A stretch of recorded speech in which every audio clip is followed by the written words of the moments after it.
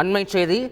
சென்னை அசோக் நகர் பள்ளியில் நடந்த தன்னம்பிக்கை நிகழ்ச்சியில் மகாவிஷ்ணு என்பவர் பேசியது சர்ச்சையான நிலையில் அசோக் நகர் அரசு பெண்கள் மேல்நிலைப் பள்ளி தலைமை ஆசிரியை பணியிட மாற்றம் செய்யப்பட்டுள்ளார். இதனை அண்மை செய்தியாக பார்த்து வருகிறோம். கூடுதல் விவரங்களை செய்தியாளர் சங்கரன் வழங்கிட கேட்கலாம். சங்கரன், வணக்கம். இது தொடர்பான கூடுதல் விவரங்கள். மகாவிஷ்ணு என்பவர் அரசு பெண்கள் மேல்நிலைப் பள்ளி அசோக் நகரில் கடந்த மாத இறுதியில நடத்தின ஆன்மீக சொற்பொழிவு நிகழ்ச்சி, அதே மாதிரி சைதாப்பேட்டை அரசு மாதிரி பள்ளியில நடந்த நிகழ்ச்சி மிகப்பெரிய ஒரு அதிர்வலையை ஏற்படுத்தி இருக்கிறது. இன்று சற்று முன்னதாக பள்ளிக்கல்வி அமைச்சர் அன்பில் மகேஷ் பொய்யாமொழி இந்த விவகாரம் தொடர்பாக செய்தியாளர்களுக்கு விரிவாக ஒரு பேட்டி அளித்து நடவடிக்கை எடுக்கப்படும் என்று தெரிவித்திருந்தார். இது தொடர்பாக பள்ளிக்கல்வி இயக்குனர் கண்ணப்பன் தலைமையில் குழுவும் அமைக்கப்பட்டிருக்கிறது.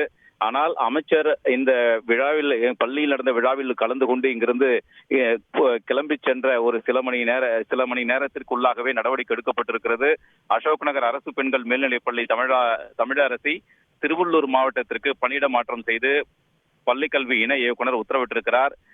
திருவள்ளூர் மாவட்டத்தில் உள்ள கோவில் பதாகை அரசு மேல்நிலைப் பள்ளி தலைமை ஆசிரியையாக அவர் பணியிட மாற்றம் செய்யப்பட்டு நடவடிக்கை எடுக்கப்பட்டிருக்கிறது. இந்த ஆன்மீக சொற்பொழிவு நிகழ்ச்சி விவகாரம் மிக பெரும் ஒரு கொந்தளிப்பை ஏற்படுத்திய நிலையில் தமிழரசு மீது நடவடிக்கை எடுக்கும் வகையில் இந்த பணியிட மாறுதல் உத்தரவு வழங்கப்பட்டிருக்கிறது.